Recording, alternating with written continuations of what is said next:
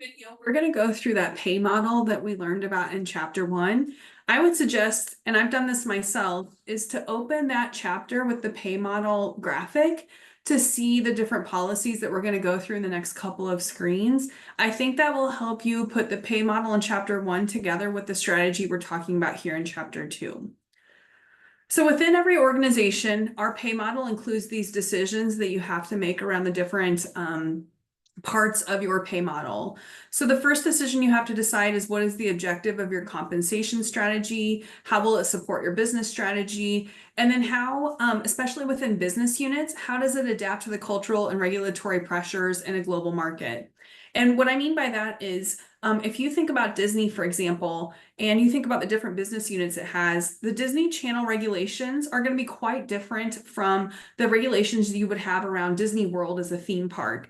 For the television channel, you'll have regulations that maybe that Federal Trade Commission has put together for television networks that are on cable, that are directed toward children, around how much commercial time they can have for different kinds of products, the use of profanity on the station, that sort of thing, versus the regulations around a theme park, around the safety of the rides, the food safety around the park for all of the restaurants they have.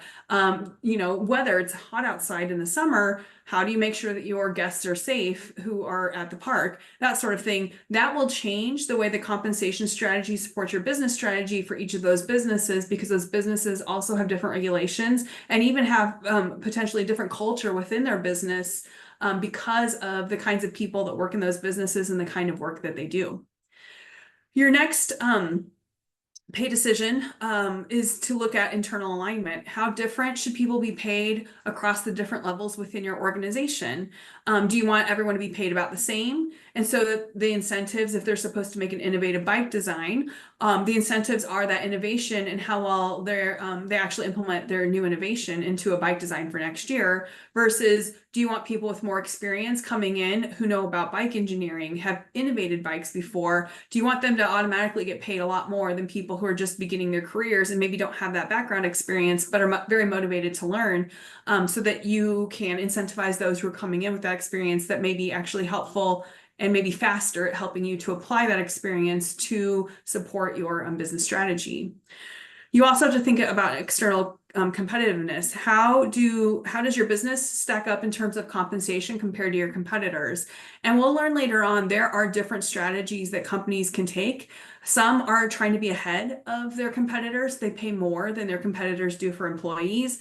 Many are just trying to keep up with their employees. And there are actually some businesses that have a lagging strategy. That's what we call it, when they actually pay less than their competitors. But the reason they're paying less is they may incentivize their employees in very different ways from their competitors. So their employees actually have the opportunity to make as much or more money than employees in the competitors' organizations because of the way they've created their compensation strategy. You also have to think about employee contributions. Do you want to incentivize people on individual or team performance? It might depend on what it is that they're doing and what your actual organizational strategy is. Is that a strategy that needs to be implemented at the individual level or at a team level? Are you going to pay for experience or people who are continuously learning? And what does that continuous learning look like? Is it new degrees? Is it higher education? Is it certificates? Is it learning and development that you're providing them? Are you going to pay people for improved skills, whether or not they use those skills in their job? What about a change in cost of living, especially with inflation the last few years? How about changes in personal needs? Are you going to consider that in how much you expect your employees to contribute in terms of even money for health insurance, for example? Are you going to base it on each business unit's performance so that employees of the Disney Channel may get paid quite differently from employees who work at the theme park based on how well the theme park or the channel does compared to their competitors, or how much their stock price goes up over the year? And then finally, how are you going to manage these systems? Are you going to be open and transparent about how the decisions are made? How involved will employees and other people within the company be involved in the actual designing of that compensation system? Will it only be managers? Will it only be people in HR? Who in HR will get to be involved? Will employees have some kind of stake in the decisions? Will they have representatives who help in making those decisions? All organizations have a compensation strategy. Many have a stated compensation strategy. They've written it down, they may have communicated it to all of their employees. This is a very smart strategy because if you have a compensation strategy, you're trying to use that compensation strategy to attract and keep employees that will help you implement your organizational strategy. But there are many companies, and you may have worked for some already, and I'm very sure many of you will work for companies in the future that do this.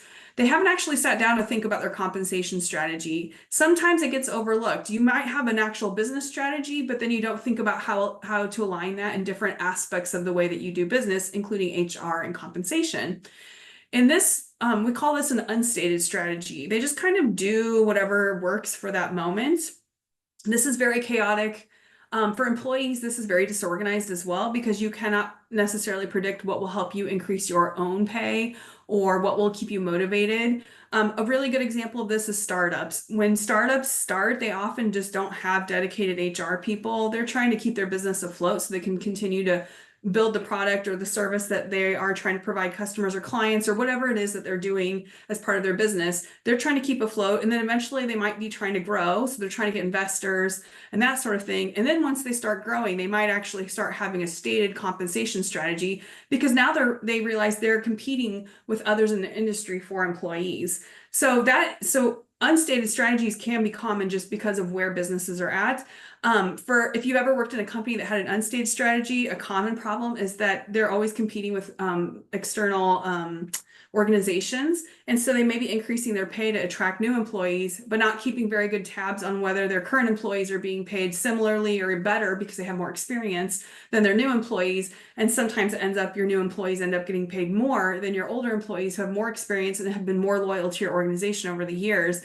That's chaotic for employees. And that's actually when a lot of them will leave because they realize there's no strategy to actually fix this problem because no one's thought about how the compensation strategy or the compensation system is aligned with the different strategies the organization or the business unit is taking.